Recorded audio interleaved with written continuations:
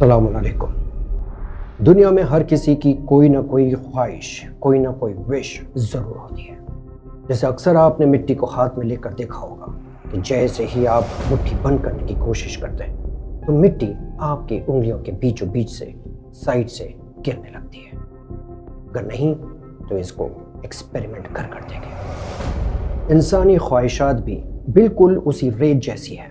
ہمیں لگتا ہے کہ ہر خواہش کو پورا کر لینا ہی کامیابی ہے، اور حقیقت میں ہر وش صحیح نہیں ہوتی۔ انسان کی خواہشات دو چیزوں سے بنتی ہے، ایک اس کی نفس فہم یعنی انکمپلیٹ نالج، اور دوسرا اس کا نفس یعنی ڈیزائر۔ قرآن مجید نے بہت واضح لفظوں میں بتایا کہ انسان بہت بار ان چیزوں کی وش کرتا ہے جو حقیقت میں اس کے لیے تباہی ہے۔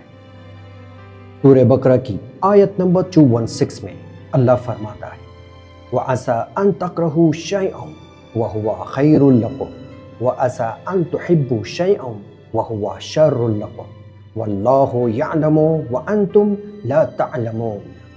اور دشوار نہیں کہ تم کسی چیز کو ناپسند کرو اور وہ تمہارے لیے بہتر ہو، اور دشوار نہیں کہ تم کسی چیز کو پسند کرو اور وہ تمہارے لیے بری ہو، اور اللہ جانتا ہے اور تم نہیں جانتے۔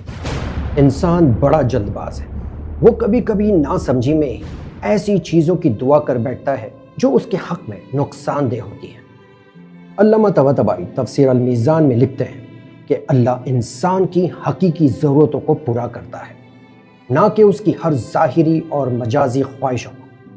المیزان کے مطابق اگر اللہ ہر بندے کی ہر خواہش کو پورا کرنے لگے تو یہ نظام کائنات تباہ ہو جائے گا، کیونکہ انسان اکثر جذبات میں آ کر ایسی وشز کرتا ہے جو اس کی اپنی روح اور نظام کریشن کے خلاف ہوتی ہے۔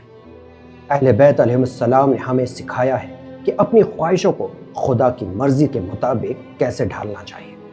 امیر المومنین علی علیہ السلام کا مشہور فرمان ہے، میں نے اپنے اللہ کو اپنے ارادوں کے ٹوٹنے سے پہچانا۔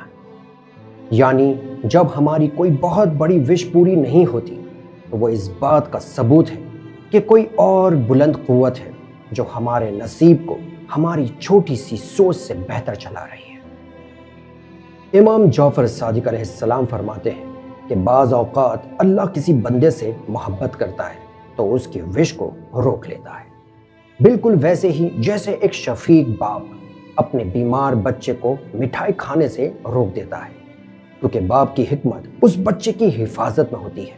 اسی لیے امام زین العابدین صحیفہ سجادیہ میں ہمیں وش کرنے کا سلیقہ سکھاتے ہوئے فرماتے ہیں، اے اللہ، اگر میری کوئی خواہش میرے دین، میری دنیا یا میری آخرت کے لیے فتنہ بننے والی ہو تو اس خواہش کو میرے دل سے نکال دے اور مجھے اپنی رضا پر راضی کر دے۔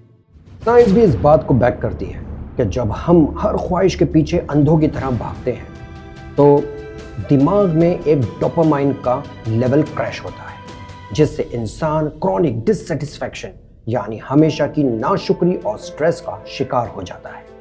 انسانی فطرت کو اصلی سکون ہر وش پوری کرنے میں نہیں بلکہ اپنی خواہشوں پر کنٹرول حاصل کرنے میں ملتا ہے۔ تو عزیزو، اپنی خواہشوں کو اس پھسلتی ہوئی ریت کی طرح نہ بنائیں کہ جتنا پکڑو اتنا سکون ہاتھ سے نکل جائے۔ وش ضرور کریں، پر اس یقین کے ساتھ کہ جو آپ کے حق میں بہتر ہے رب وہی عطا کرے گا۔ اب آپ کی خواہش سننے کی ہو یا نہ ہو، یہاں بات تو ہوگی، بولے گی جب زباں انکٹ۔ زباں انکٹ، حنفن میڈیا یوٹیوب پر۔